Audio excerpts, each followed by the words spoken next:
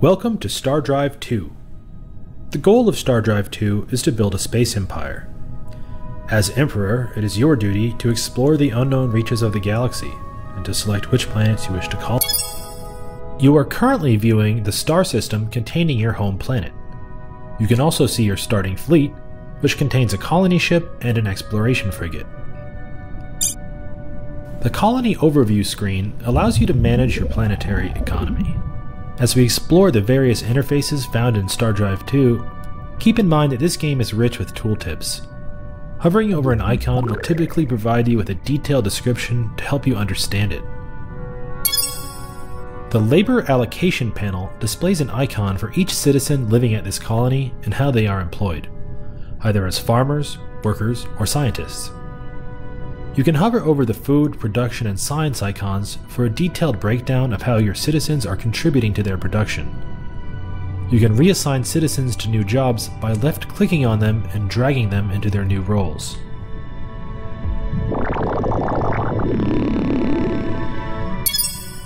Food is necessary to feed each of your citizens. Typically, one citizen requires one food per turn. Production. The upper panel displays the vital statistics of this planet. The size and climate of a planet determine its maximum population and how much food can be produced per farmer per turn. The mineral richness of a planet can range from ultra-poor. The population growth meter shows you how many turns remain until a new citizen is born on this colony. The number to the right of the meter indicates the growth rate. Hover over the growth rate for a detailed breakdown of this colony's reproductive efforts.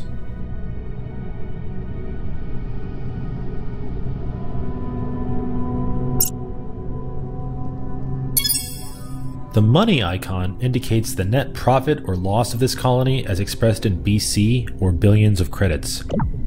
The approval icon indicates your approval rating at this colony. High approval ratings can result in bonuses to the output of this planet, whereas low approval ratings will result in penalties. Mouse over either of them for a detailed breakdown.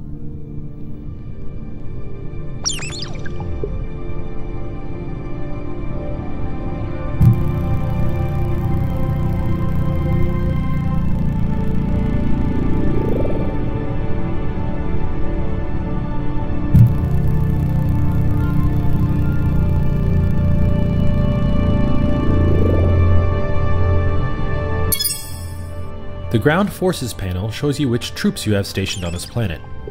Ground troops can be customized in the Troop Upgrade panel. If you want to rebase your troops or to use them in a planetary assault, you can launch troops into troop transports using the launch button. To do that, you'll first need to build some freighters to serve as troop transports. So let's now take... The area in the upper right of this screen displays the top item in this planet's build queue, if any. Click the Build button to open the Build Queue management screen. In this screen, you can manage the production of your colonies. On the left is a list of all of the buildings that you can create at this colony. On the right is a list of the various ships and special units that can be created. Left-clicking any of these items will add them to the build queue. Perhaps you could add a few military vessels to your build queue, or a new colony ship. Note that when you do, they appear in the bottom center panel. You can drag items in the build queue to rearrange their build order. When you're done here, click the Close button, or simply right-click a blank area to return to the colony overview screen.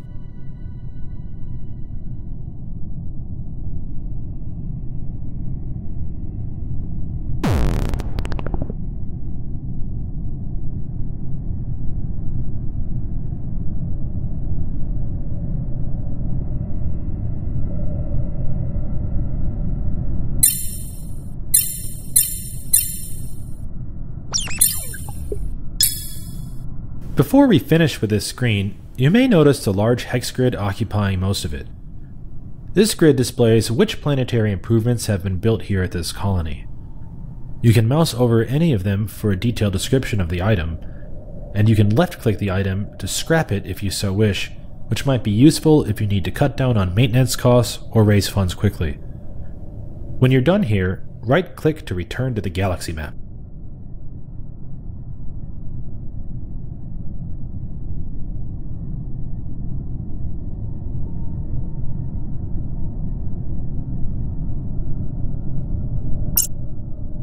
Before we proceed, take a moment to familiarize yourself with the view controls. You can change your view using the W, A, S, and D keys, or by mousing to the edge of the screen. Zoom in and out using the mouse scroll wheel. Click the next button when you're ready to proceed, and I'll reset the camera to show you a few key concepts regarding fleets.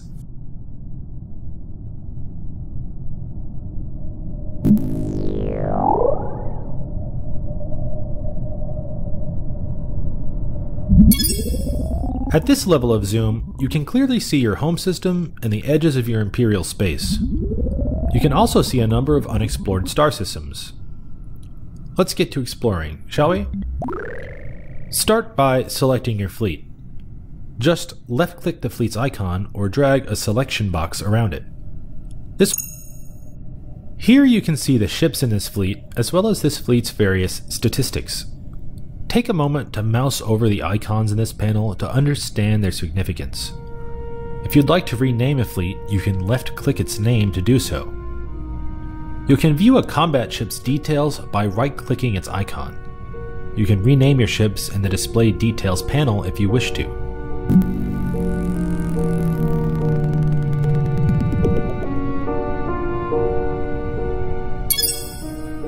Fuel is an important strategic consideration when managing your fleets. You can see this fleet's current fuel highlighted on screen. Fleets don't require fuel to move while within your territorial borders, but once they leave the shaded area signifying your borders, your fuel supplies will diminish. With the fleet selected, right-click any area of the map to issue a move order. A good choice would be to move your fleet into one of the nearby unexplored star systems. In fact, because you have 2 ships, you could split your fleet and issue 2 move orders. With your fleet selected, click on one of the ship's icons in the fleet panel to sub-select that ship. You can now right-click anywhere in the strategy map to split your fleet into 2 and have the sub-selected ship chart a new course. To recombine fleets, you can select one fleet and right-click another. You can alternatively drag-select 2 or more fleets you wish to combine and issue a new move order. All of the selected fleets will then move to the selected rally point and merge. The final step before you can begin your game is to select your first research topic. You can do this by pressing F1 to access the research menu, by clicking the science icon in the upper left portion of the screen, or by pressing the space. The research screen provides you with 6 different fields of study. You may choose to study a single choice within a single field at a time before leveling up that field of study. Choose carefully, as you will lose the ability to research skipped text in the future. Don't worry, you can still get those technologies, but you'll have to use diplomacy or espionage to do so. Make a research choice and close the screen to continue.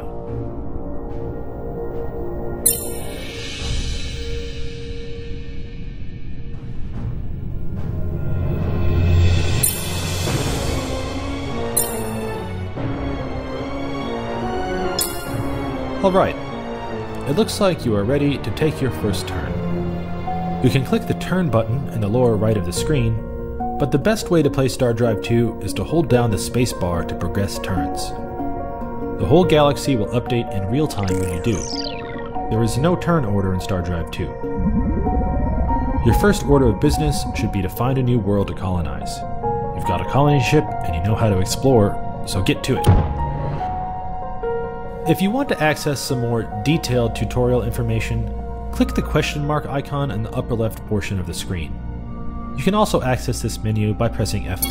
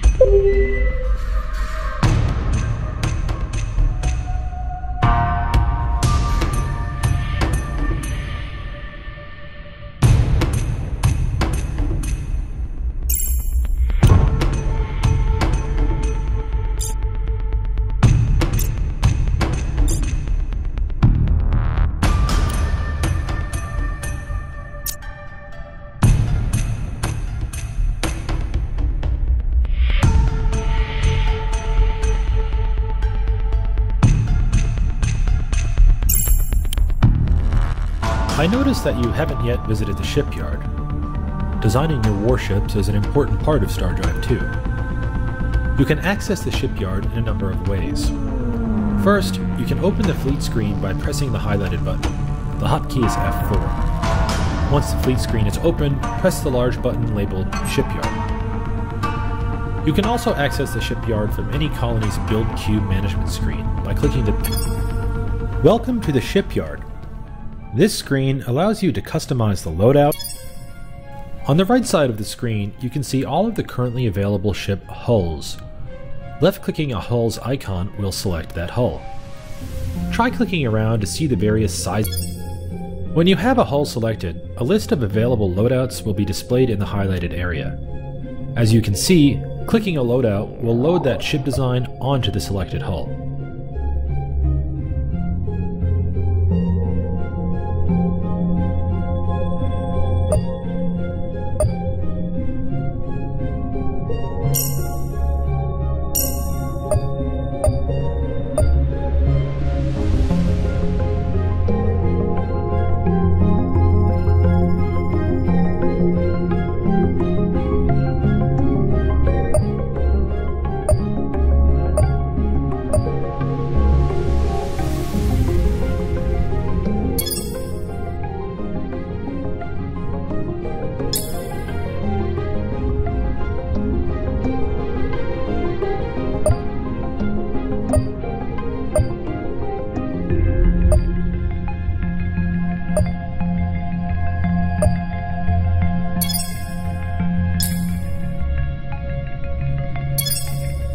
Hulls have 5 sections: fore, aft, port, starboard, and center. Ship sections live and die as a unit. That is, if a ship is taking fire from the left, then the port. The left side of the screen displays the ship modules available for you to install on your ship. You can see that 3 categories of ship modules exist: weapons, defenses, and systems. Let's take a With the laser cannon's entry selected, you can see that 4 variants of the laser cannon exist, each with their own statistics, such as production cost, power draw, range, damage, and so on.